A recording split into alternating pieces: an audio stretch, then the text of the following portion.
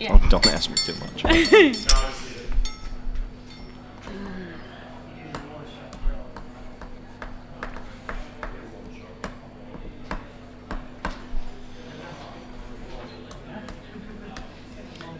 right, we're with the 63 kilo silver medalist at the 2023 World Championships, last year's world champion, Meg Scanlon. Congratulations on your huge performance today.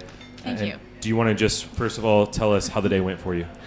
Sure. The day went very nicely. It was a lot of fun. I had a great time. I went 8 for 9, and I totaled 532 and a half. And that's a pretty big total for you, right? It is a very big total for me. It is the largest total I've had so far since the new bench rules have gone into play. And you said you went 8 for 9. That's great. It's really hard to do that at the World Championships. Which lift did you miss? I missed my second bench. It got overturned because of my elbow. All right. And what did you do? What did you do when you get your second overturn? And I mean, you're in a battle here with Kiara, with Corolla. So you miss your second bench. Your bench is your weapon. It's the thing that really sets you apart. How did you mentally overcome missing that bench? Well, Paul, I have a lot of experiences in the past of having to overcome mislifts, so it doesn't really bother me, and I knew it was a technicality, not a strength issue. So like going into my third, I knew I just had to change it a little bit, and I'd be okay. All right, and Coach Kelly Mann, just want to brag a little bit about Meg Scanlon and all the hard work she's put in to get back to this place. I think Meg's always put in hard work. It's just this time Meg's getting better at executing her hard work on the platform. And she's getting better at having fun while she's doing it. That's pretty much it. So she's always putting in the hard work, but it's just getting better. And Brian, same question for you. You want to brag a little bit about Meg's performance today? I like bragging about her. Yeah, I mean, she's just impressive overall with everything, right? And I think the one thing, though, is she's got a big bench, but Meg's been to 3 Worlds and podiumed 8 out of 9 events. Yeah. So I'd say that's a pretty well-rounded lifter overall. I actually think that now, at this point in time, like that's my biggest strength. My deadlift used to really hold me back, but we've been able to fix it technically, and it started to consistently I've consistently put on more kilos to my deadlift. So Meg, you wouldn't really talk about numbers when we discussed it before the meet. Were you hiding some training because you hit a 5 kilo squat PR with more in the tank? Yeah. And then also you hit a 5 kilo deadlift PR. Your bench, whatever, with the new bench rules. Whatever. I mean, you hit more on your bench than you did at P and Nats. Sure. Yep. And you probably maybe had a little bit more if you didn't have to retake it. So were you hiding any training? Yeah, I mean, I haven't posted much training. It was going very well. Say the first block we put into Worlds was going very, very, very well. And then the last week of that block, before starting to peak, I actually hurt my back. So I wasn't sure what was going to happen leading into Worlds. So this was about 5 weeks ago. And I told Paul besides these two, no one really knew. Sorry, Mike. I didn't know what was going to happen and or if I was going to be able to come. But as I got past the first 2 weeks and we started rolling in, I knew that the work that I'd put in prior was going to pay off and that I was going to be okay. Okay, so this question applies for anybody who was watching and saw the attempts that were put in. Mm-hmm. And we saw that you loaded at the time enough to try to pull for the win had Corolla missed. Was that a number you were planning on taking? Were you going to load for the win? She doesn't. I don't know what the number is. You didn't know it? 27 and a half. Oh, God, no. Oh, okay. No, because that number was loaded until Corolla hit it. And obviously it could have been a placeholder, but... No. Okay, so... Someday, but not today. What number would you have loaded for the win? Oh, if I had to? Yeah. If I had a choice? If you had a choice. Realistically, I think today my top end would be 215, but if you were it's 220, I'd be load it, Yeah. YOLO. So obviously winning would be the optimal thing in every situation, but Yeah. 532.5 is a big total. Obviously, it's much bigger than what you won Worlds with last year. It's bigger than any meet besides for the one with the old bench rules. Is that a total that you're happy with? Is that what you were thinking would be a good day? Yeah, I think that's a great question. Yeah, I mean, my ultimate goal going into this meet was to hit lifts. And I knew that if I could hit lifts, because I'm pretty well balanced at this point, that I would be able to put together a good total. And the total was going to be close to my best total, which is 537.5, like you said. And I think that's what I did, you know. So I'm very happy with the total. So obviously now this is your third meet with the new bench rules. Yeah. But it's the first. yeah. It's the first like true. real international one. So Yeah. the judging's a little bit stricter, and most regular local meets don't necessarily have a jury to overturn it. Do you think you're more comfortable with the bench rules now? Like, do you? A lot of people. One of the issues is they don't know exactly what is bench depth. Sure. I mean, I saw like the jury themselves was a little confused on what bench depth was. Yeah. It's hard. I mean, from nationals to now, I don't know how long that is, 2 months, 2.5 months, I've completely changed my bench. So I went from like soft toucher, super flare, to obviously now I'm sinking a bit more. And I would say the last month, it's really like started to click. So it's been a big transition for me, trying to tweak things and hoping that I would be able to not have to change my whole entire bench technically. But unfortunately, like it just wasn't going that way, especially after nationals.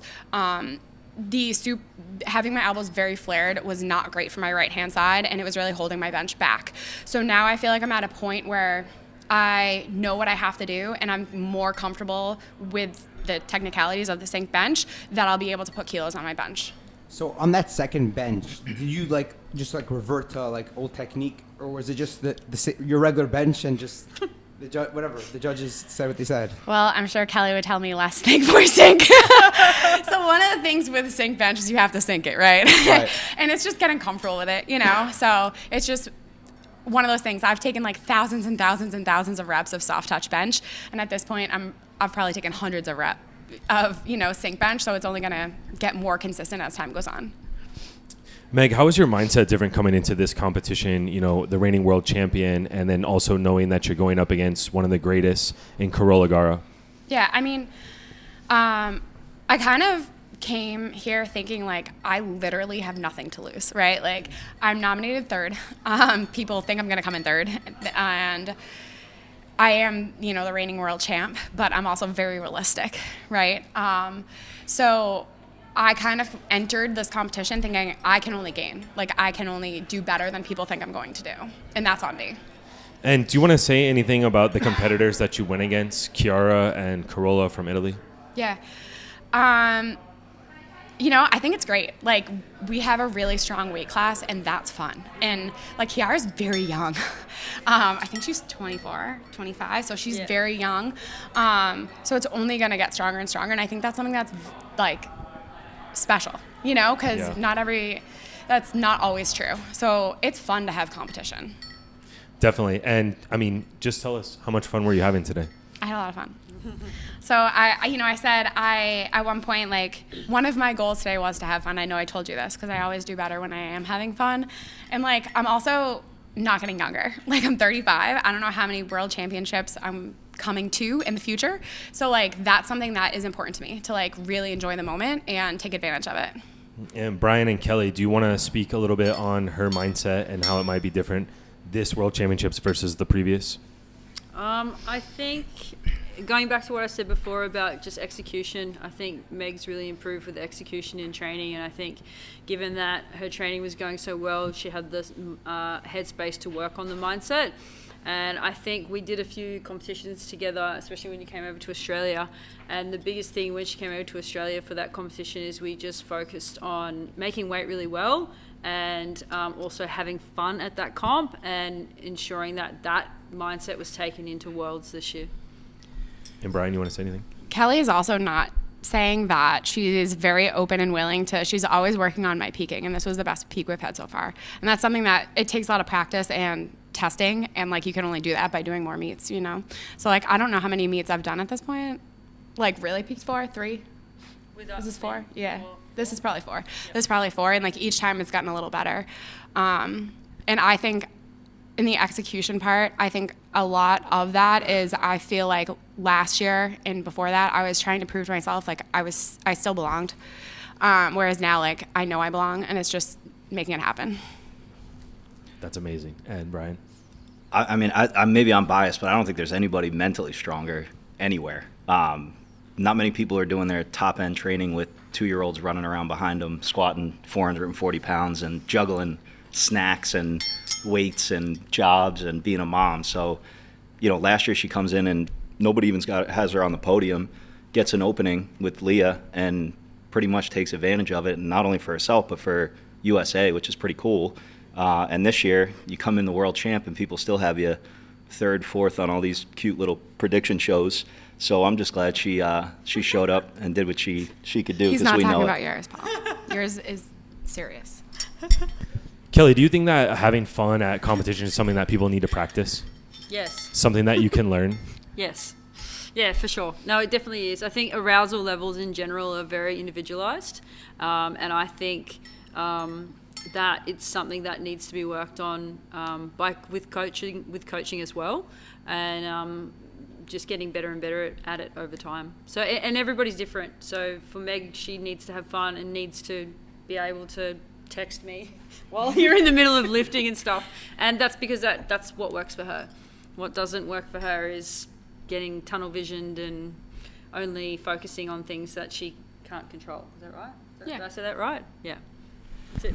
And Kelly, because you've really sort of helped turn around Meg's career here in the last year, and her total has absolutely skyrocketed working with you. What have you done that you think has been so effective? And then also, what do you see in the coming months, 6 months between now and let's say February, where you could see more improvement to come? I think we've just, as Meg said before, we've just worked on refining the same process. So it's the same thing, we just get better at it every time, and with little tweaks and changes to each peaking block. The peak and taper for this competition was definitely our best, and what I can see coming from it is, I think bench is definitely going to continue to improve now that sink is getting is improving. I think that's going to be the big one. But the thing, as Meg said before, she's now a total lifter, so we're just going to keep building each lift. And Meg, same question for you. Where do you think that your biggest room for improvement lies? I mean, the biggest room for improvement.